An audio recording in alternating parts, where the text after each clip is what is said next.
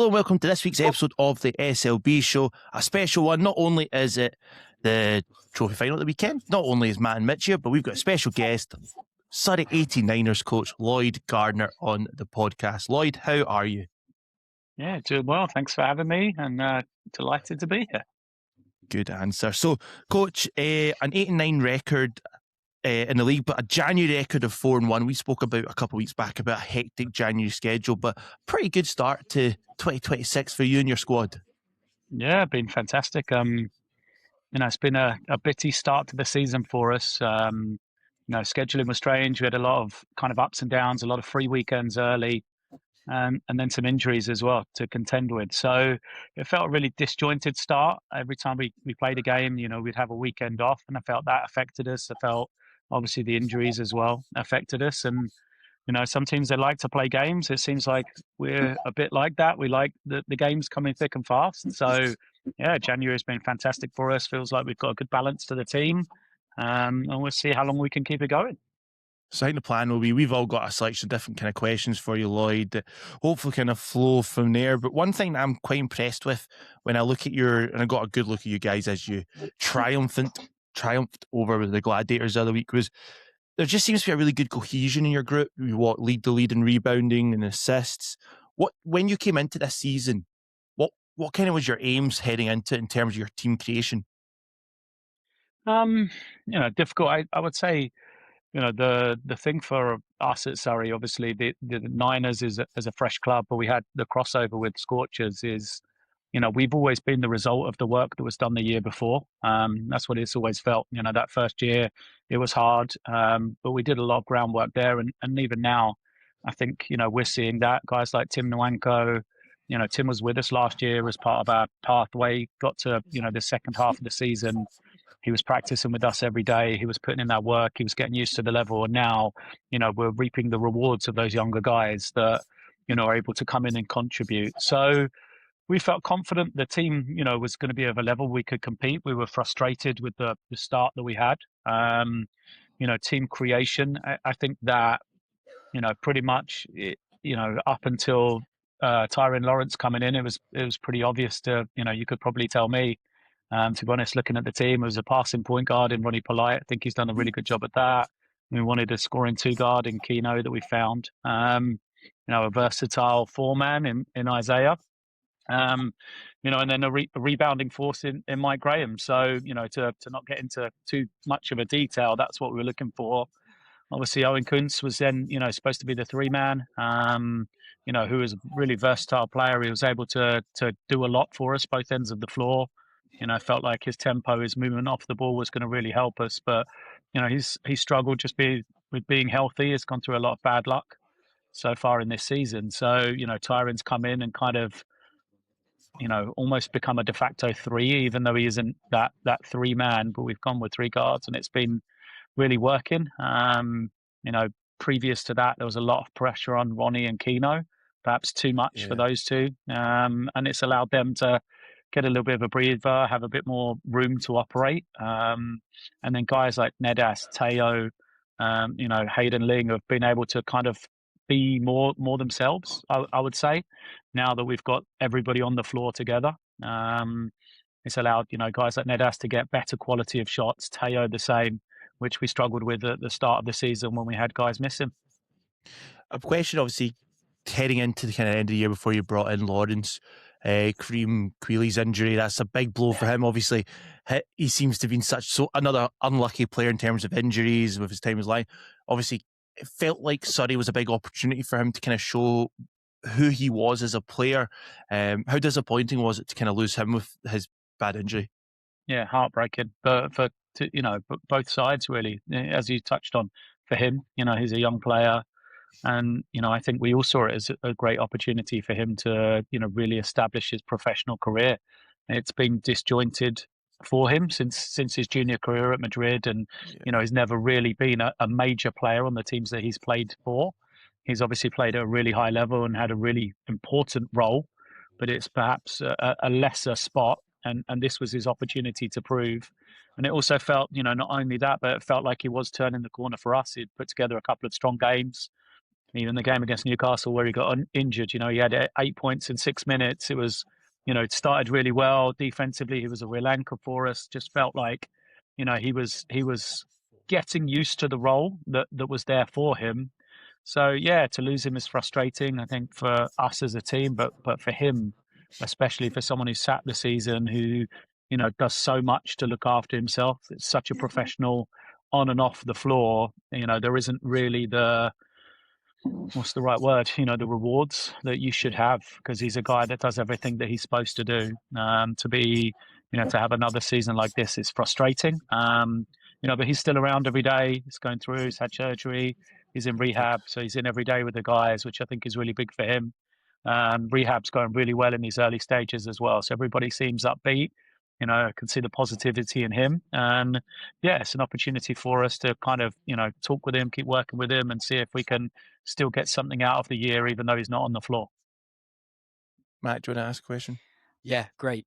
So you kind of touched on Nedas and Tim and developing those kind of younger guys. It's a shame that Louis can't be with us today because he is the mayor of Nedas Island specifically. But how sort of core to your to the makeup of the 89ers is it to bring in those kind of young homegrown players, and is that kind of how hand in glove is that with the work obviously that Dan does with the GB setup?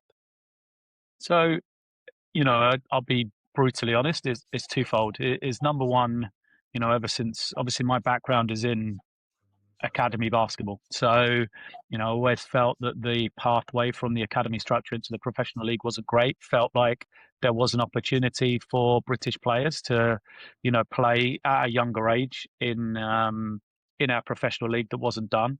And I wanted to prove personally that is something that teams should look at and could have success doing.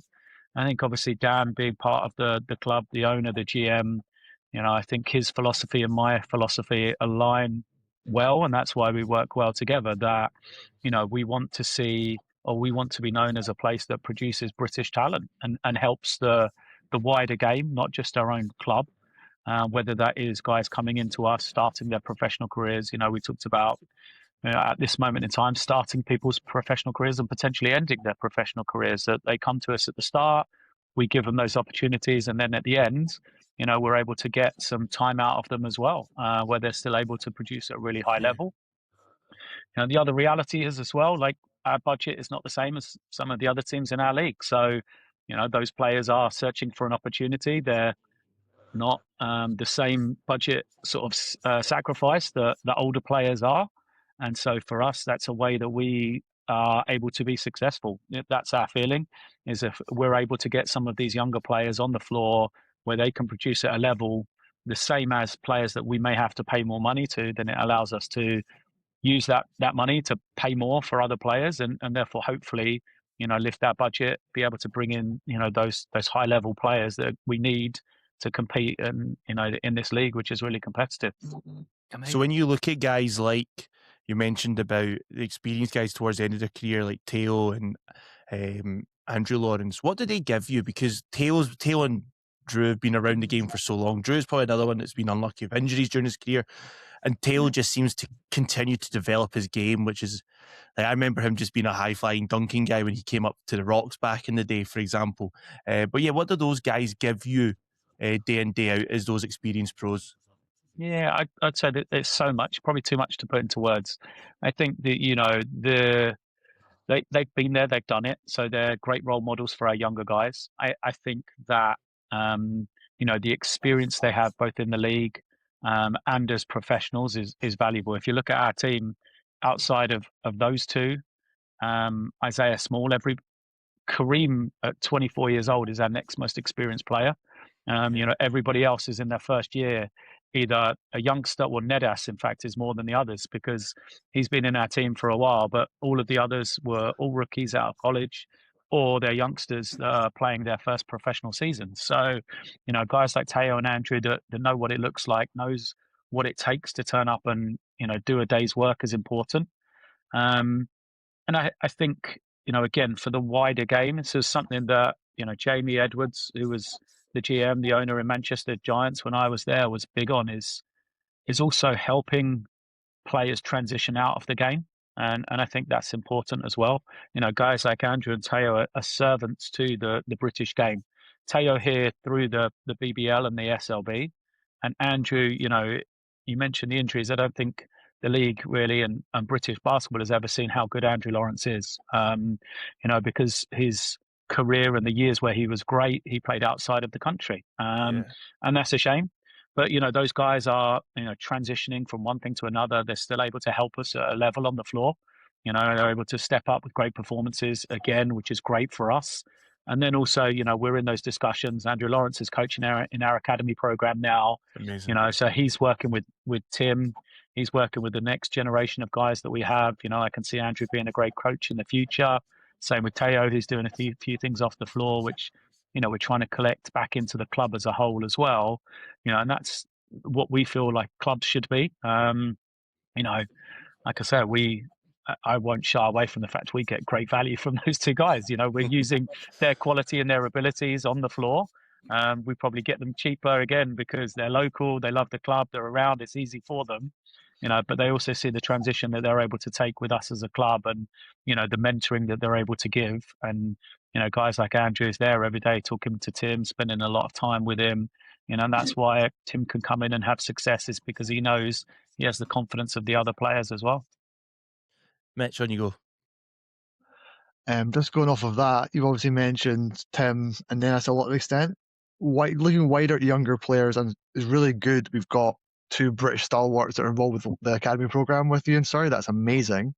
My question then goes on the back of that. What's like a key aspect of the next generation of players that those pros are picking up on that are important for that next level to transition them from that academy level to an SLB training roster, potentially playing in games?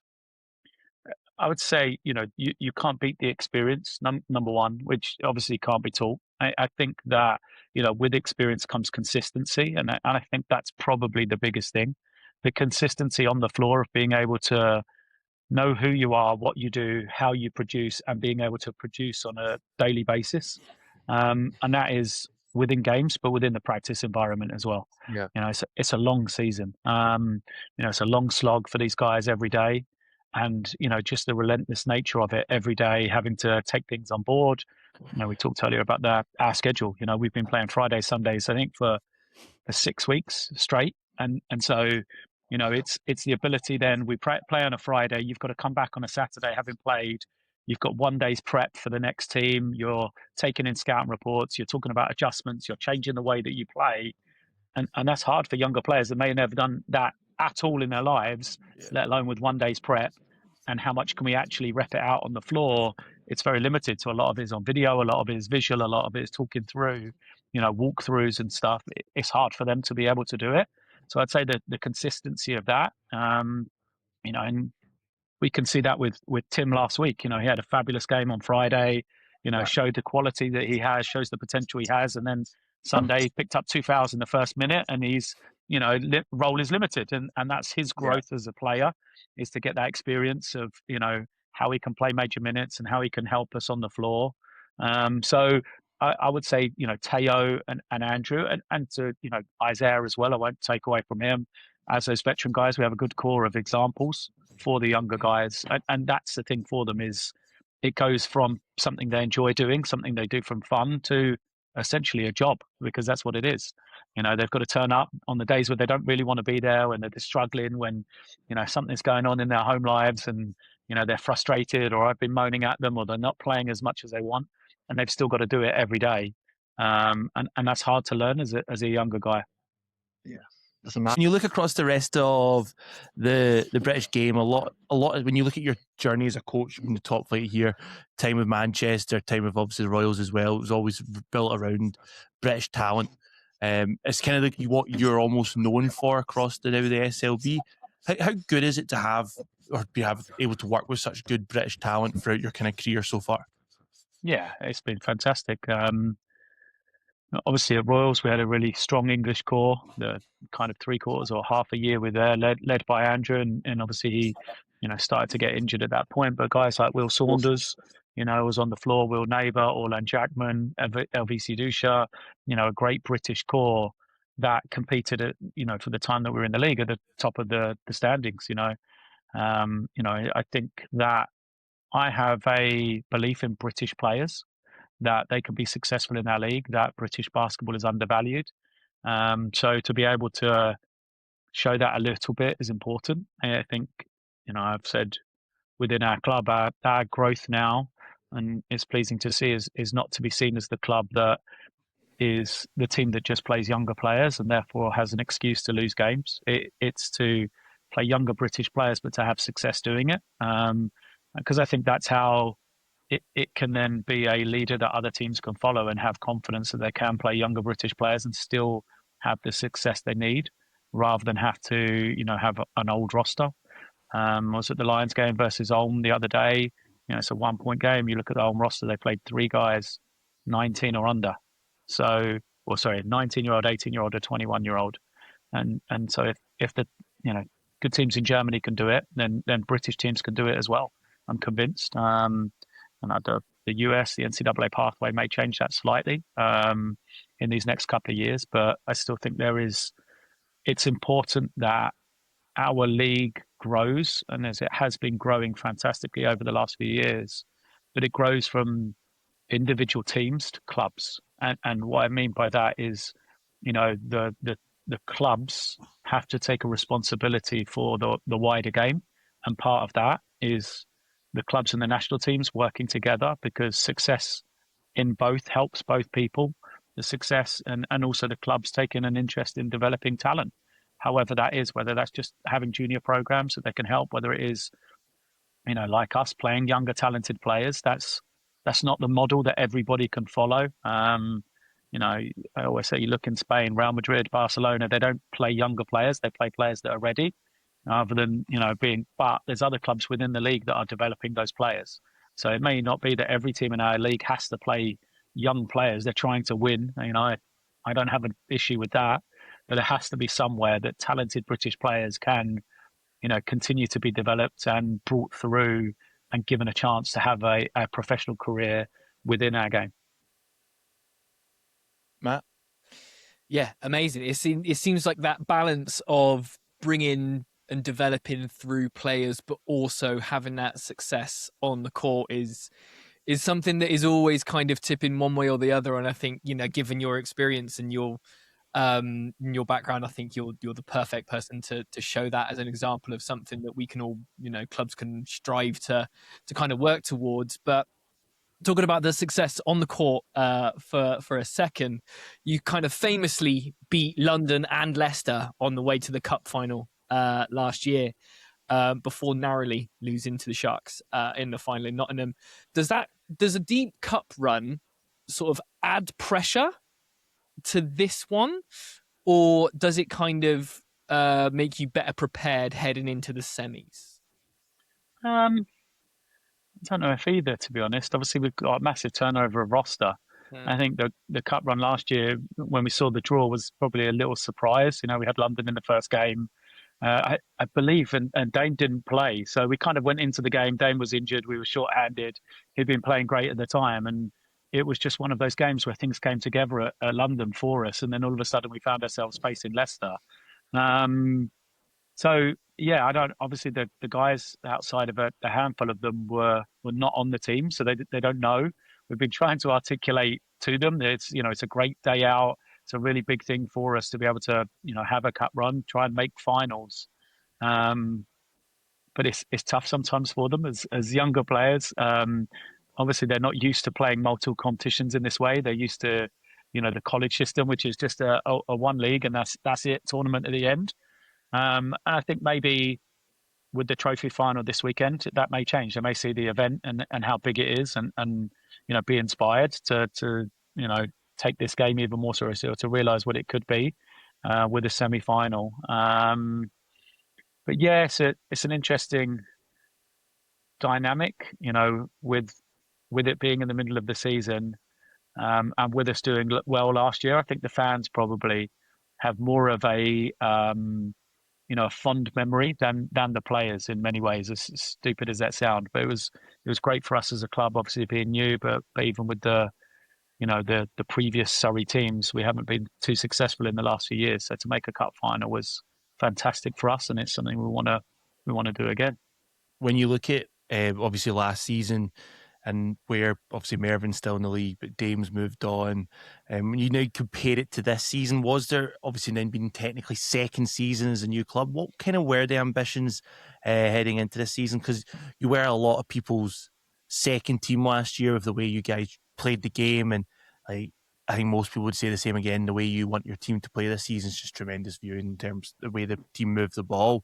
But yeah, in terms of that ambition for this season and further afield, what is it for the club?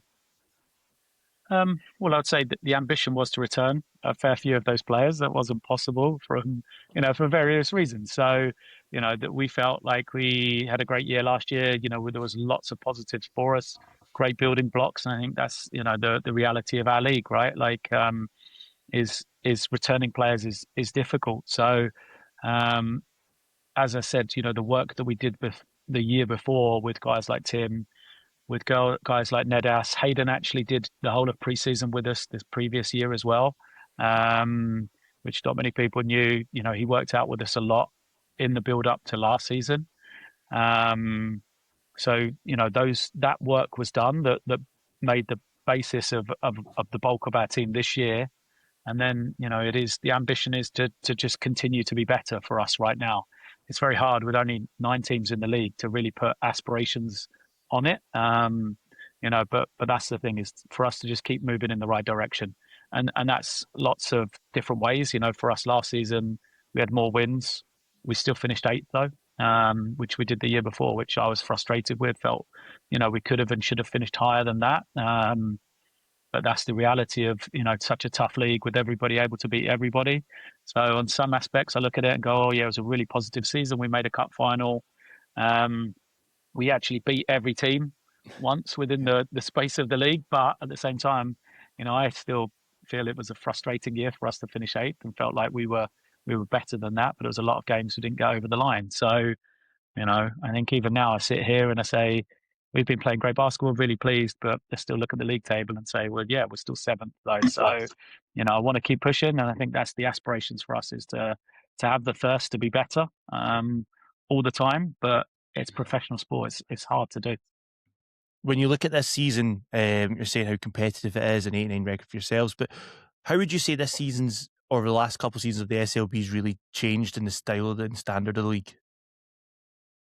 I would, when I came in, I felt like the league had good players. Felt the coaching levels really improved the last few years. You look at the coaches that have come in, British coaches and foreign coaches. I think that's lifted tremendously. I think you can see the results of the teams like Bristol and Newcastle, in the EMBL. Lions obviously have been having great success at the Euro Cup level.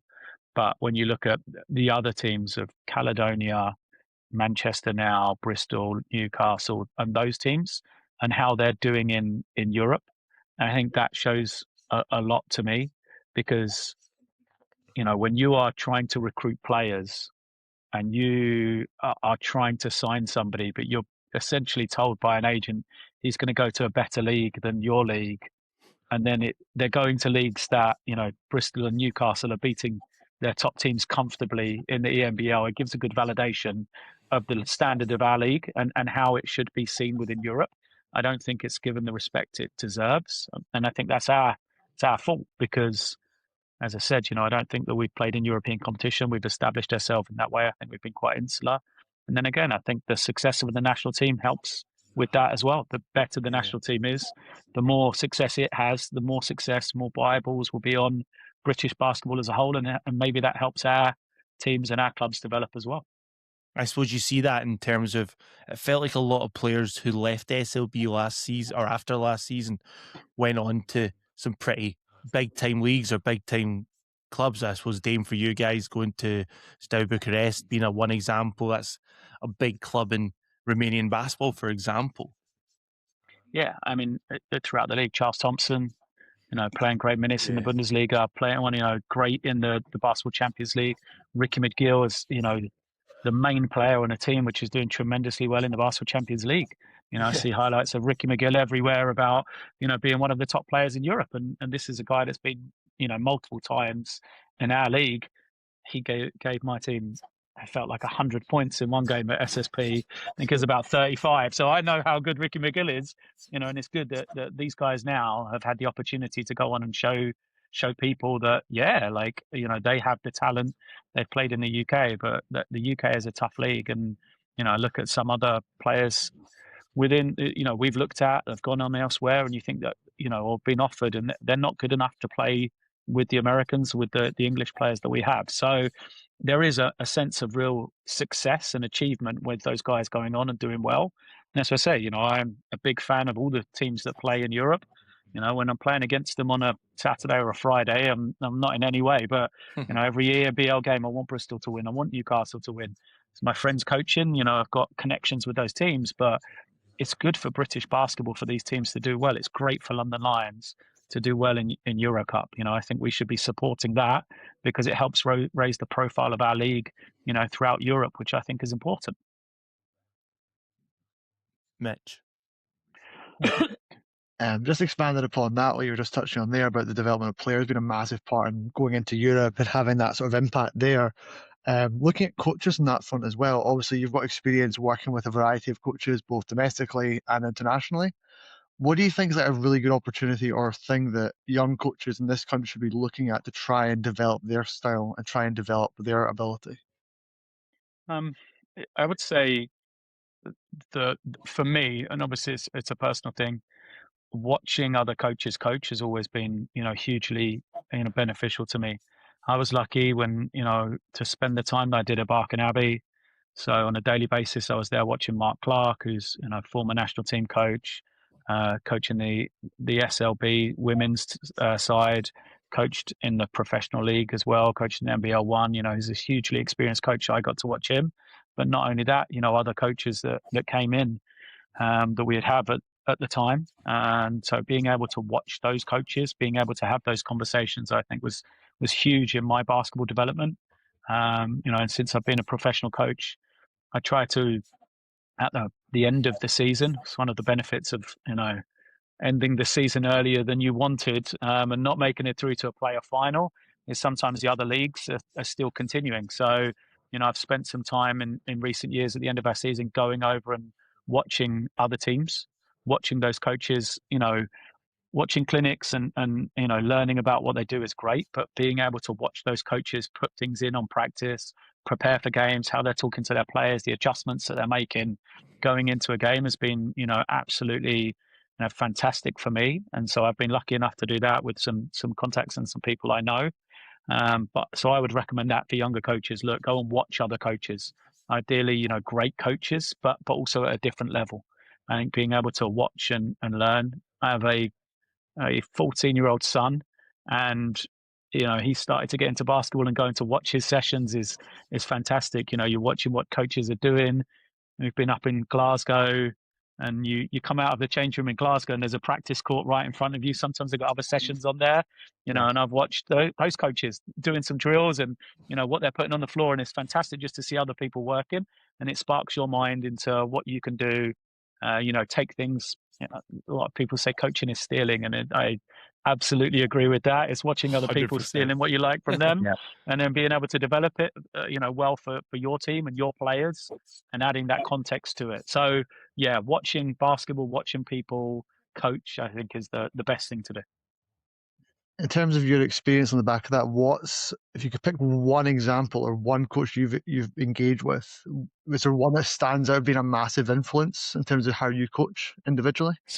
So when we were at Barking, I would say, for different reasons, we had two different coaches came in. Dejan, I'm going to butcher his surname. I say Mehovic, which isn't correct. He's an assistant coach of the Slovenian national team.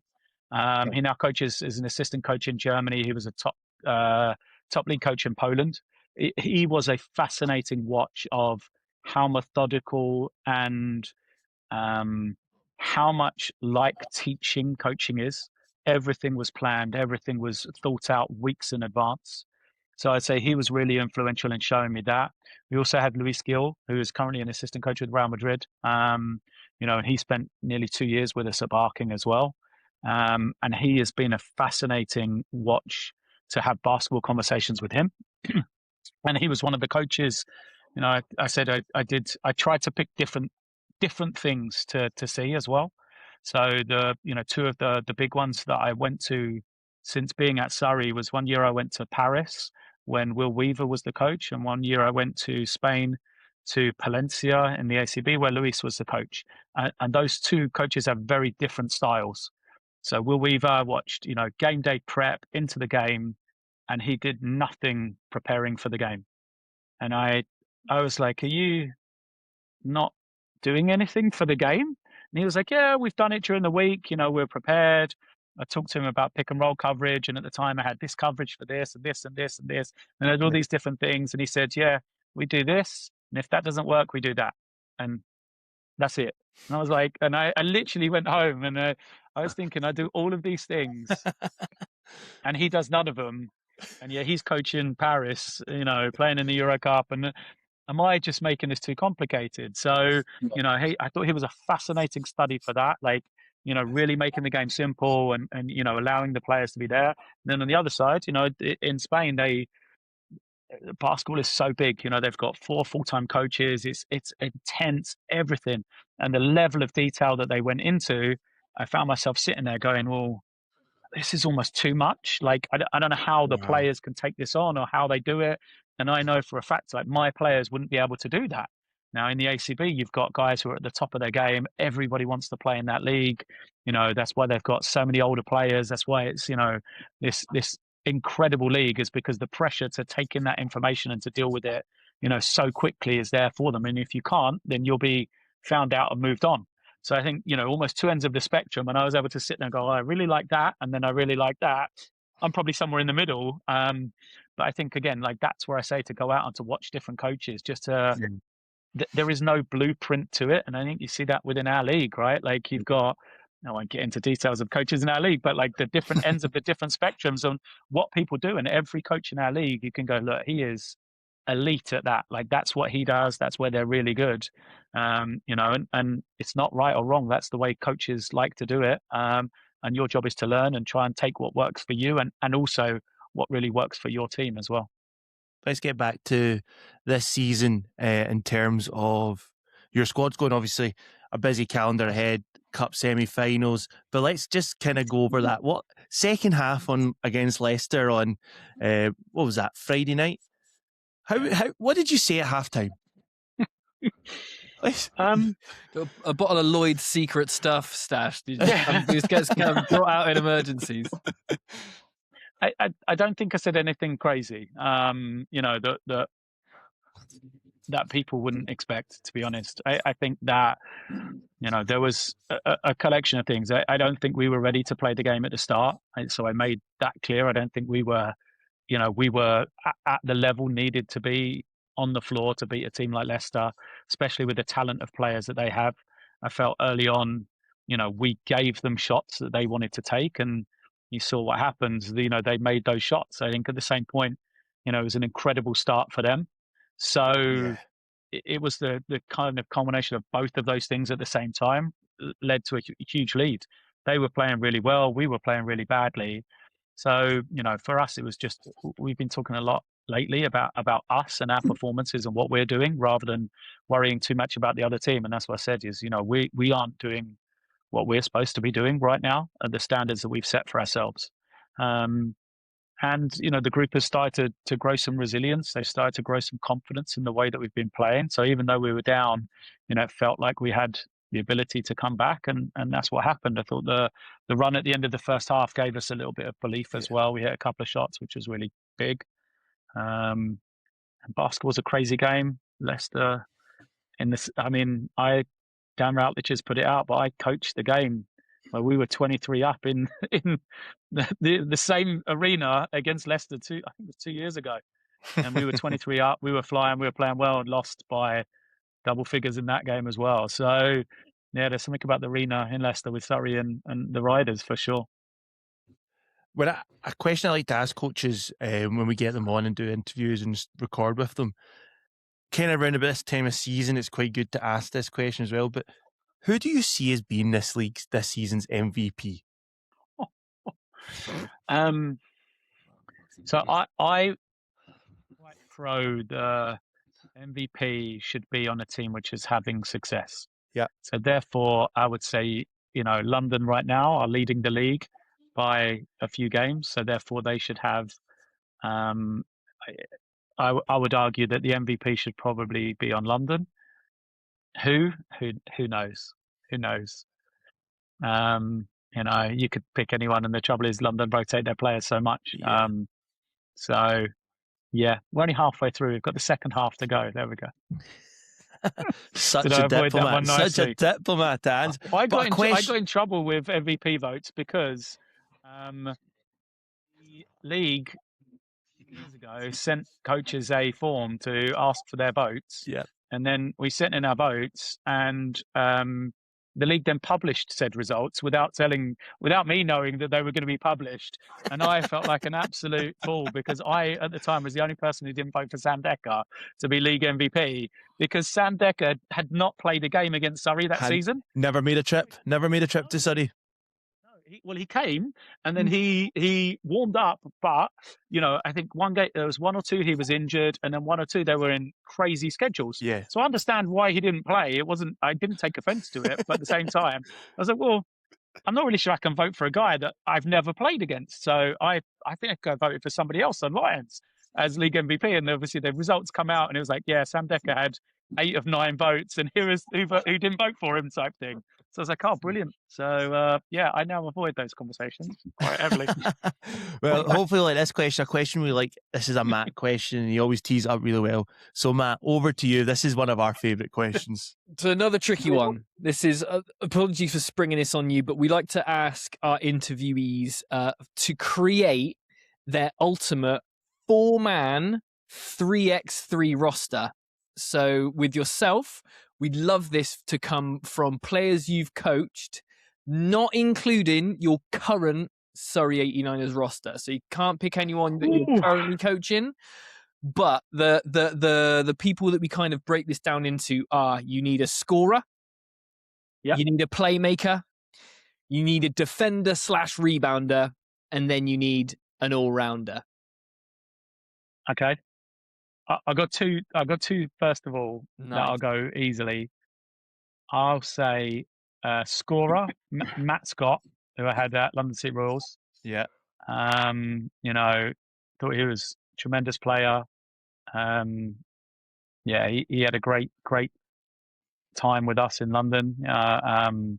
Really enjoyed coaching him. I would say, going back to my London City Royals days, an all-rounder. I'll put in Orlan Jackman as well. Oh. Orlan had a really good... in fact, see, now I'm thinking about all the others. Orlan Jackman or Jamal Anderson is a tie.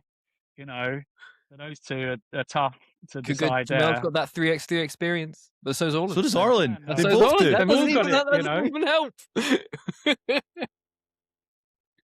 Tough one. And I'm thinking of all the players now. I instantly went, this is easy. I've got it. And now more players keep popping into my head. I had Tariq Armstrong at Manchester, who as a scorer was like incredible. I mean, at 5'5", felt like he was, the world's smallest player, but he led the league in points in the paint. Like, he was absolutely incredible. So I need an all-rounder, a scorer. What was the other one? Playmaker. The playmaker and rebounder. defender. Or defender. All right. Here you go. I've got to go with this one. Playmaker. I'm going to go slightly out of the box. Dan Clark. Because I have to put him in because he's my boss. But also, as a playmaker, he was a very good passer. And the other one I would have gone for is probably Andrew Lawrence, but he's on my team now, so I can't include him. Okay, fair. Good, So good. So Dan Clark is my playmaker as The like boss. a point centre. There you go. My all-rounder is, Orlan Jackman and Jamal Anderson. They're going to sub half and half. And then scorer, I said Matt Scott, Tariq Armstrong, and then defender. Oh, there you go. I can call Jamal the defender. That's good. Okay.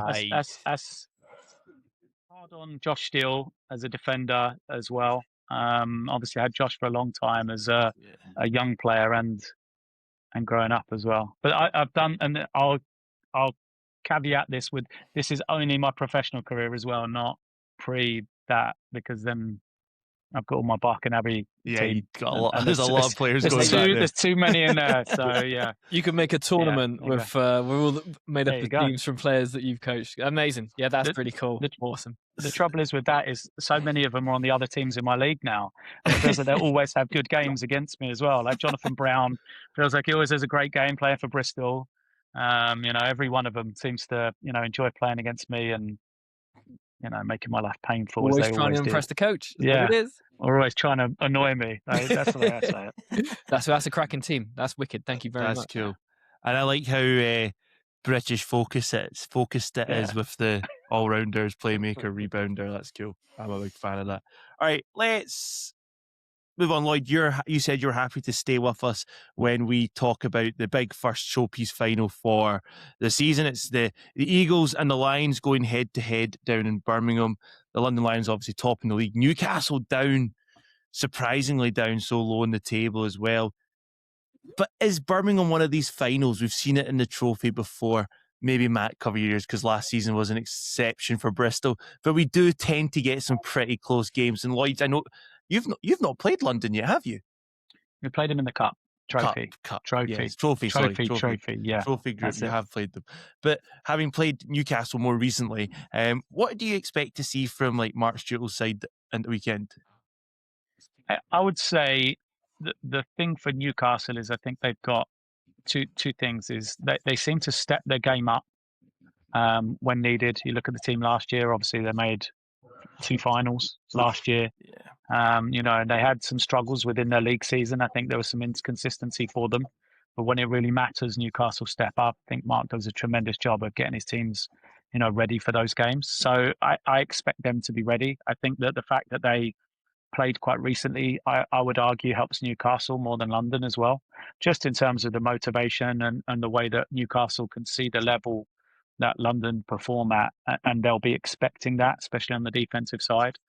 So I would say I think it should be a competitive game as well, because I think Newcastle have individual talent that can win you games and that can make games competitive. So I've got confidence in Coach Stutzel that it'll be a competitive game, but obviously London are, especially on the defensive end, I think are just, a real outlier right now. Arguably one of the best defensive teams in recent years that we've had in our league. Their desire to play on that end of the floor, the physicality that they bring on every possession, how deep they are as well is really impressive.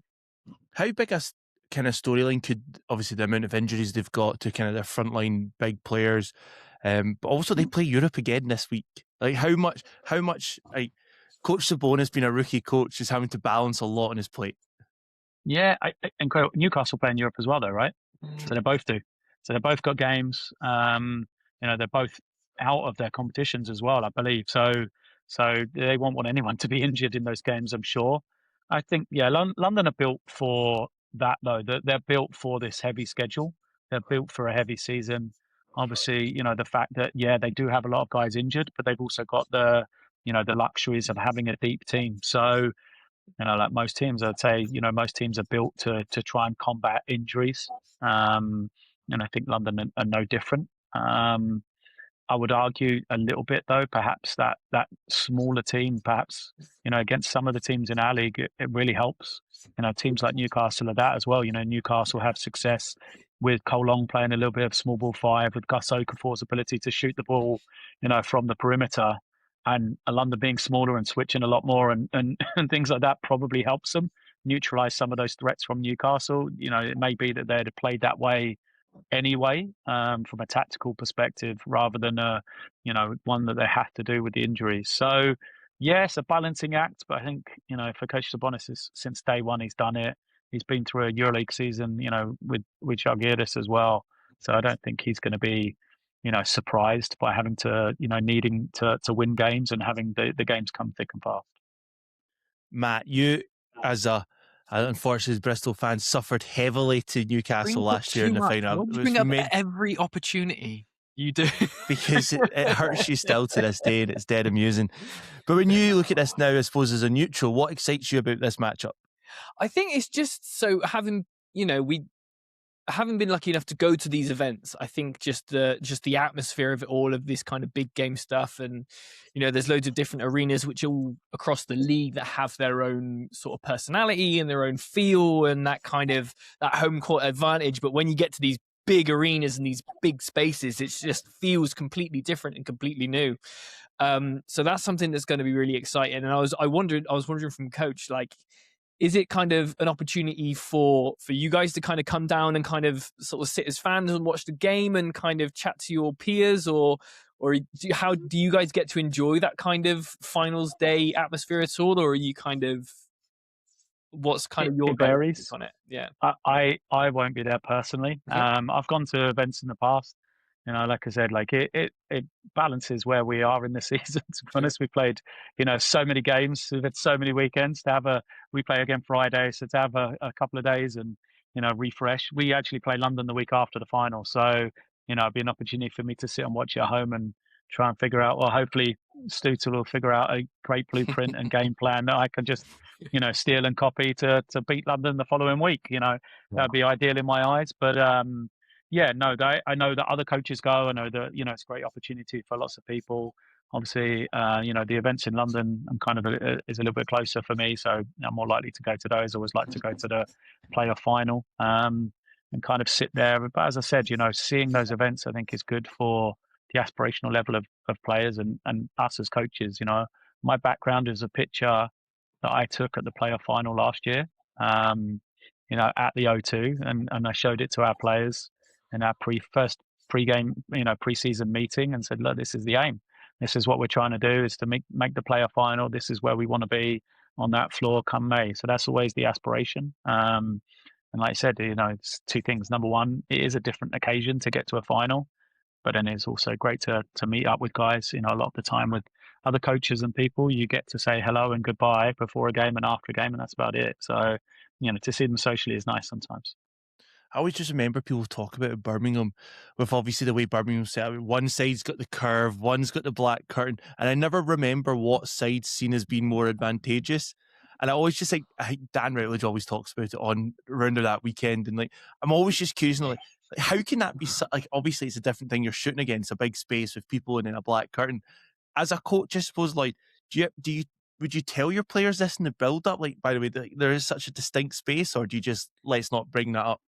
No, I avoid it personally. But yeah, it's obviously it's the depth perception which is difficult. It's the equivalent of being in a field. You're in a field and it's like, just there you go, that random object over there, just throw it. Your perceptions are put off kilter because you don't have the same closed in area that we do in a lot of our arenas. But I would say, now over time, if you were to go back a few years, it was probably more of an issue than it is now.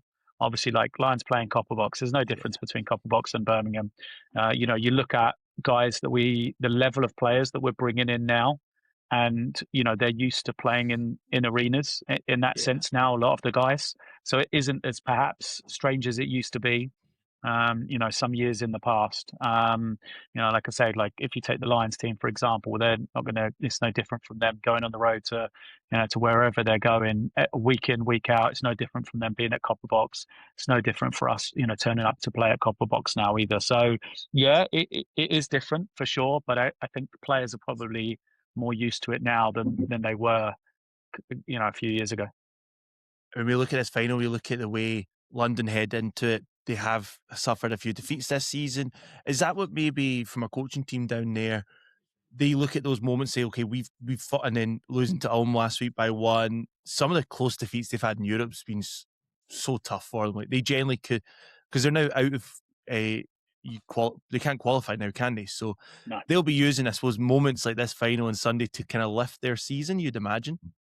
Yeah, I think so. I think that coming in for Lions, they would, their aspirations would have been to win every competition and to qualify and try and win the Euro Cup, like for sure. So they haven't been able to go through in the Euro Cup level. They, like talked about those injuries for sure, played a part of that. So their attention's come to our league. And right now, I'm not sure, how often, I can't remember them winning, doing a sweep of all 4 competitions in recent years. So, there's always been one or so that they've not been able to do. So I think that was probably what they're saying internally. That's their aspirations, and rightfully it should be. If they are the best team in our league, which right now they are, looking at the league standings, they'll want to win. They'll want that silverware, and everybody else is chasing them, which I think is great for everybody. I think, us as other teams, we've got to constantly be pushing at them and trying to reach their level rather than trying to bring Lions down. That's how our league progresses. That's always been my opinion. Is I want to beat Lions. I want to beat Manchester. I want Manchester to play in great European competitions because that's, if we're able to beat Lions, that means we're a great team as well. I mean, a British player that's standing out in the Lions at the moment, taking us was an advantage of an opportunity, is Kieran Sandy. The last couple of weeks, he's been there or thereabout now through 2-3 different coaches. He's just ever present, and every time he hits the court, you're like, you know what, he's taking another step forward. There was a really good interview with Matt Goodwin as well on the Lions podcast about that. But for those young British guys on London's roster, like when Kieran Sandy's stepping on the court, he's really impressing. Yeah, it's been fantastic, and that's what I said. Each team does things differently.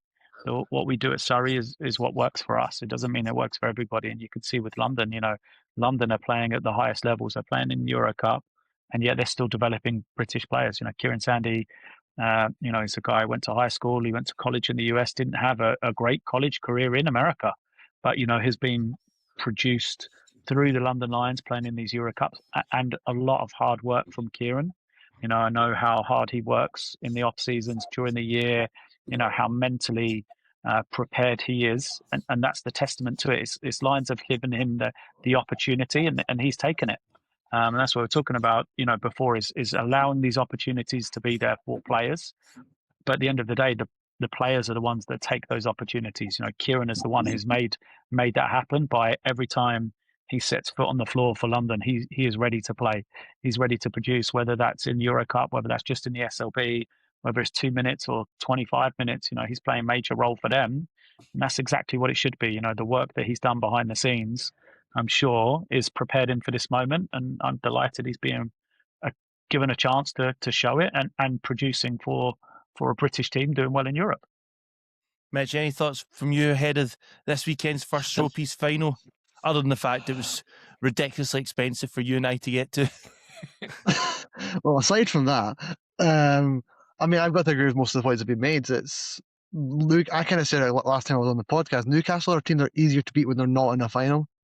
When they get there, they're probably the hardest to beat when it comes to knockout tournaments. Yeah. So I think we're going to see a very different Newcastle than we have against London so far this year, and I think that Stuttle can step up and make it a really interesting contest. I'll be interested to see how much London push out early, because I think defensively it's going to be massively important. But I've got to imagine that Stutz is going to have some plan up his sleeve to try and find an exploit there, which means anything can happen. So I'm looking forward to it, just to see what chaos is going to come out of it. And who's going to step up is going to be massive for Newcastle. London, do they keep the same rotation going? Do they, if one person is going really well, do they shorten it down? But we've seen across the board, anybody on that London roster can step up and put good minutes on, good numbers. As long as everyone's efficient, they're not really going to mind too much. And is that one of these things when you see a team like London, and Lloyd making the point about MVP coming from London, but they're such an efficient team. Like, I've now seen them 2-3 times this season, and every game someone else has stepped up at a different quarter. It almost feels at a time. Like, I think it was Matt Goodwin in that interview saying about, like, he knows he needs to take his shot. If he's on the floor and the ball's in his hand, the shot's open, he can't pass it up because he's just going to end up on the bench. And is it that when you look at that, Lloyd, okay, it's maybe a different situation from you, but when you look at how efficient London are, they've just got so many weapons that whatever Mark has to come up with is going to be really tough to find that every kind of way to stop London. Yeah, I would argue, I think the challenge really is the other end of the floor against London. That's where, Newcastle have really got to kind of have success. If you're turning the ball over, if you're not able to generate good shots, then I think that helps London with easy points. I think that you have to try and make them a half-court team. and I think that that's so easy to say, but like defensively, the way that they influence you on that end of the floor is very impressive, and so I would argue that Newcastle, in many ways, I think their defense starts with their offense. So I think if they have success on the offensive end, it actually helps them play better defense. So, and then, yeah, of course, they're an incredible team, but you're playing the game of averages, right? Like whatever you choose to do against good teams, you're giving something else up. So it's a matter of just trying to find the thing that you're happy to give up, really kind of limit the others, and then go from there, really. Matt, what's your thoughts heading into this final? Well, I just wanted to get coach's thoughts about the final one from me would just be who do you think is going to take it home, and by how many are they going to win by? See, I was going to let Lloyd have that one off and the three of us do it, but Sorry. you put Lloyd on the spot, so I love that. I'm mean. Well, form tells you that London are going to win because they are top of the league right now.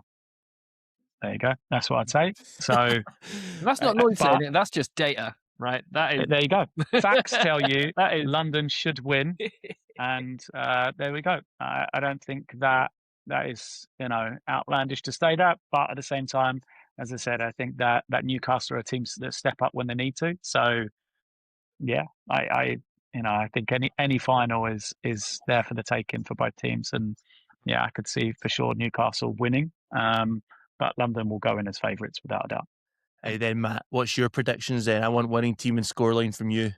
I'm going to say London. And you're the opposite of the data guy, so come on. Just pure. I'm a vibes merchant myself. I'm going to go London by 6. Oh, Mitch. I'm going to say London by 15. Ooh, an absolute paddling. See, I think it's going to be a London as well. I think we're going full house, and I think it'll be about between. Yeah, I'm going to go 12. I'll go in between. I'll go 12 then. I'll cover off you both. But yeah, I think London just look incredible. I almost sometimes think with London, it's just how do you stop a Tariq Phillips? And I think I've not seen anyone manage to do that across his time in British basketball. I think that's it sometimes. What did you say? A whistle? A final whistle, a final buzzer. That's it. That's what they read. All right. Any other final questions for Lloyd, guys? That's it. Just a big thanks for spending your Monday night with us. It's great, and yeah, thanks ever so much. No problem. Enjoyed it. Thank you, guys. So thank you everyone for listening. Thanks for joining us on the SLB Show. Please like, share, subscribe across whatever medium we want to be. And we'll be back next week for our thoughts on how the final went, to see how right our predictions was. So again, thank you for listening, and we'll be back next time.